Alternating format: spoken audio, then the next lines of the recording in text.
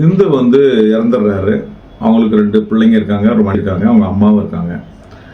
இப்போ அந்த மாதிரி சமயத்தில் அவருடைய சொத்தில் உள்ள பங்கு அவங்க அம்மாவுக்கும் போய் சேருமா? இல்லை அது அப்படி அம்மாவுக்கும் போய் சேரும்னா, அப்போ இல்லை அந்த சொத்து எல்லாம் முழுமையாக பிள்ளைகளுக்கு தான் போய் சேரணும், மனைவிக்கு தான் செய்யணும்னா நீங்கள் என்ன பண்ணணும்? அவர் இறந்து போன பிறகு அதில் ஏதாவது பிரச்சனைகள் இருந்தால் நீங்கள் இதை எப்படி சால்வ் பண்ணணும்? இதுதான் இந்த வீடியோவில் பார்க்க போகிறோம். ஹிந்துவை பொறுத்த வரைக்கும் பார்த்தீங்கன்னா, ஹிந்து வாரிசு உரிமை சட்டத்தில் பார்த்தீங்கன்னா அம்மாவும் ஃபர்ஸ்ட் கிளாஸ் லீகராக வந்துடுறாங்க. ஸோ ஒரு ஹிந்து ஆண் இறந்துட்டார் அப்படின்னா அவங்களுக்கு பிள்ளைகள் இருந்தால் பிள்ளைகள் எல்லாம் எல்லாருக்கும் ஒவ்வொரு ஷேர் வரும், மனைவிக்கு ஒரு ஷேர் வரும், அம்மாவுக்கும் ஒரு ஷேர் வரும். ஸோ ஒரு ஆண் ஒரு இறந்துட்டார் அப்படின்னு சொன்னான்னா அப்போ அவங்க அம்மாவுக்கும் ஒரு பங்கு போய் சேரும்.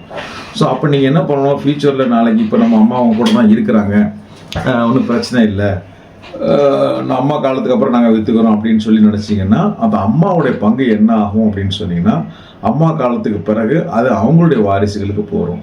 ஸோ அவங்களுடைய வாரிசு என்னென்னு பார்த்தீங்கன்னா, அப்போ அவங்களுக்கு உதாரணத்துக்கு 4 பிள்ளைங்க இருந்தாங்கன்னா அப்போ 3 அந்த அம்மாவுடைய ஷேரில் 3 பங்கு மீதி உள்ள 3 பிள்ளைங்களுக்கு போகும்.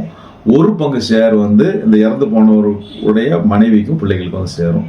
ஸோ இதை தவிர்க்கணும் அப்படின்னு நினச்சிங்கன்னா அந்த அம்மா ஆயுள் காலத்திலே ஒரு ரிலீஸ் டீட் போட்டு இந்த பையன் இறந்துட்டான், அதனால எனக்கு இந்த சொத்தில் எனக்கு 4ல் ஒரு பங்கு வந்திருக்கு, அந்த 4ல் ஒரு பங்கை நான் என்னுடைய மருமகளுக்கும் என்னுடைய இறந்து போன மகனுடைய பிள்ளைகளுக்கும் ரிலீஸ் பண்ணி விடுறேன், அக்கு விடுதலை செய்கிறேன் அப்படின்ற மாதிரி பத்திரம் எழுதி அவங்களுக்கு பண்ணி வச்சிட்டாங்கன்னா அப்போ அவங்களுடைய கண்ணுக்கு அப்புறம் அது அம்மாவோட இறந்து போனதுக்கு அப்புறம் கூட உங்களுக்கு இந்த பிரச்சனையும் வராது. அந்த சொத்துல முழு உரிமை உங்களுக்கு வரும், மனைவிக்கும் இறந்து போனவருடைய மனைவிக்கும் பிள்ளைகளுக்கு வரும்.